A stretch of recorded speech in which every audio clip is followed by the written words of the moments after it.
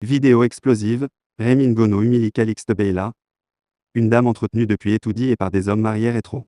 Le journaliste d'Urfi a envoyé une violente claque à la romancière Grand Prix du plagiat qui a pointé du doigt son homosexualité laissant entendre que Rémy Ngono dispute des hommes avec elle en le traitant de coépoux. Dans une vidéo faite essentiellement sur la romancière, le journaliste d'Urfi donne des détails sur son vrai CV, celui qu'elle a caché au Camerounais. Il révèle que le CV de Beyla qui figure sur Wikipédia n'est qu'une histoire montée de toutes pièces. D'après les indications de Wikipédia, Calixte Beyla dit être originaire d'une famille noble du Cameroun de 12 enfants dont elle est la 6e, une précision que le journaliste trouve désolante vu qu'elle est née d'une famille pauvre qui a habité à New Bell au lieu d'Ichèvre. Comme elle le dit si bien qu'elle a quitté le Cameroun pour l'Oxide lorsqu'elle a 17 ans, ce n'était pas le cas, soutient Ngono. Elle a lutté avec le probatoire en vain au Cameroun sans l'avoir. Elle part ensuite en Centrafrique et non la France comme elle l'a fait savoir pour aller passer le bac centrafricain grâce à un amant de sa mère.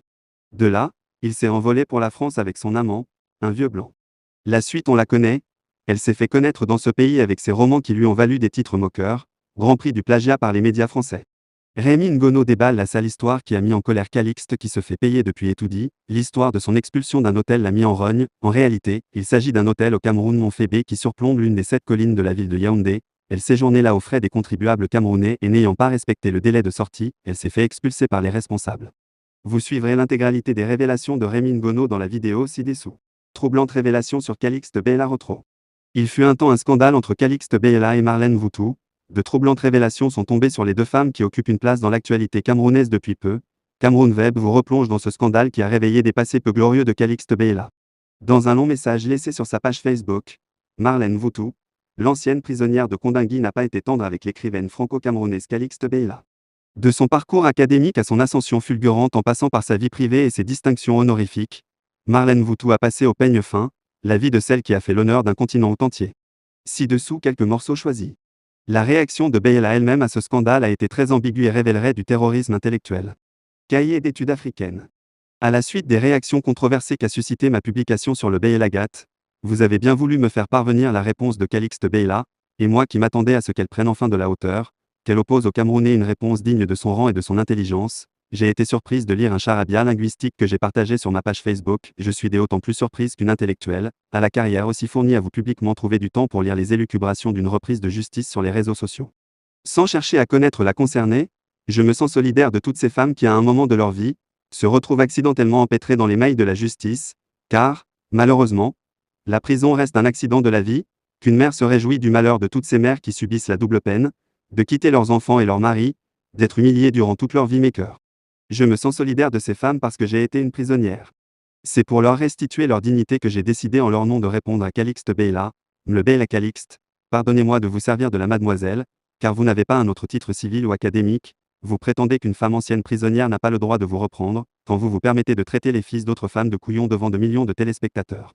Pour vous, faire l'objet de poursuites judiciaires, quelle qu'en soit l'issue, ne nous donne pas le droit d'interpeller ces femmes à l'instar de Natalika qui a érigé la facilité en règle et l'effort en exception. Humiliez-nous comme vous voulez, nous ne cesserons de vous rappeler que la connaissance ne se transmet pas par le sperme. Avoir couché avec Drucker ne confère ni diplôme académique ni conviction intellectuelle. D'ailleurs votre ouvrage L'homme qui m'offrait le ciel serait le revanche porn lu en l'envers.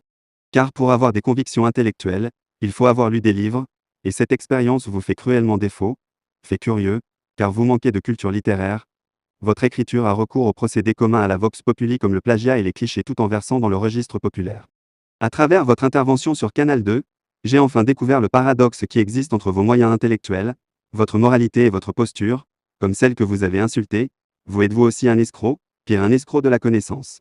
Permettez-moi de vous rappeler que vous n'êtes qu'un imposteur qui a profité d'un homme des réseaux pour sortir de l'ombre, après avoir offert ses services à Drucker pour finir dans les bras d'un modeste directeur de publication d'un billet hebdomadaire camerounais. J'avoue que la chute a été vertigineuse et je peux comprendre que votre cerveau ait pris de l'air. Vous sentez-vous plus légitime pour porter le combat de la dignité de la femme? Vous qui avez été condamné à plusieurs reprises pour plagiat, tous vos prix vous ont été décernés par la France pour servir de faire valoir, être française et recevoir le prix de la littérature d'Afrique noire. On vous a toujours renvoyé à vos origines, vous l'arriviste qui n'est jamais arrivé. Aucun écrivain de renom n'a reçu les mêmes distinctions honorifiques que vous, à croire que la distinction ne confère ni la notoriété, encore moins la crédibilité. Finalement, vos œuvres ont été retirées des rayons des librairies en France, car vous êtes un danger pour la culture française.